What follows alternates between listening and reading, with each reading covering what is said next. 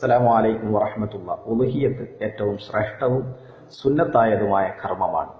ആടാണെങ്കിൽ ഒരാൾക്കും, അതുപോലെ തന്നെ മാടാണെങ്കിൽ ഒട്ടകമാണെങ്കിൽ അതിൽ 7 വരെ ആളുകൾക്കും പങ്കുചേരാം എന്നുള്ളതാണ് നബിചര്യയിൽ നിന്ന് മനസ്സിലാക്കാൻ കഴിയുന്നത്. ചിലരെല്ലാം പറയും മാട് എന്ന് പറഞ്ഞാൽ അതിൽ നമ്മുടെ നാടുകളിൽ കാണുന്നതായ പോത്ത് പോലുള്ള മൃഗങ്ങൾ ഉൾപ്പെടില്ല എന്ന്. നമുക്കറിയാം, ഹദീസുകളിൽ ബക്കറത്ത് എന്നുള്ള പദമാണ് പ്രയോഗിച്ചതെങ്കിലും അതിന്റെ ഇനങ്ങളിൽ പോത്ത് പെടും എന്നുള്ളതാണ് നമുക്ക് മനസ്സിലാക്കാൻ കഴിയുന്നതായ യാഥാർത്ഥ്യം. ഫൽമുശ്തരിത്തു ഫിൽ ഇശ്തിറാഖ് ഫിൽ ഉളുഹിയ്യത്തി ബിൽ ബദന അവിൽ ബഖറ ഹുവ അല്ലാ യകൂന നസീബുൽ മുളഹി അഖല്ല മിന സബ.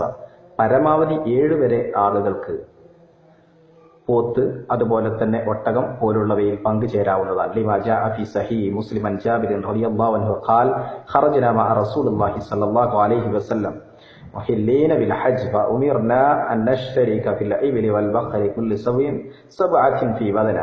നമ്മൾ നബി കരീം സ്വല്ലല്ലാഹു അലൈഹി വസല്ലമയോട് ഹജ്ജിന് പോയ സന്ദർഭത്തിൽ പങ്കുചേരാൻ ഒട്ടകങ്ങളിലും ബക്കറത്തിലും മാടിലും 7 വരെ ആൾക്ക് പങ്കുചേരാമെന്ന് പ്രവാചകർ സല്ലല്ലാഹു അലൈഹി വസല്ലം നമ്മോട് കൽപ്പിച്ചതായി ഇബ്നു അബ്ബാസ് ജാബിർ റളിയല്ലാഹു അൻഹുവിൽ നിന്ന് റിപ്പോർട്ട് ചെയ്ത ഹദീസിൽ കാണാം.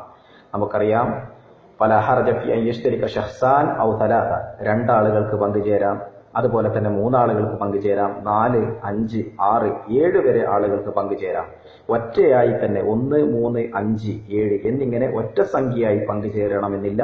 പരമാവധി 7 ആളുകൾക്ക് വരെ മാട്, അതുപോലെ തന്നെ ഒട്ടകം പോലുള്ള ഇനങ്ങളിൽ പങ്കുചേരാവുന്നതാണ് എന്നാണ് ഹദീസിന്റെയും മറ്റും പ്രമാണങ്ങളുടെ അടിസ്ഥാനത്തിൽ മനസ്സിലാക്കാൻ കഴിയും.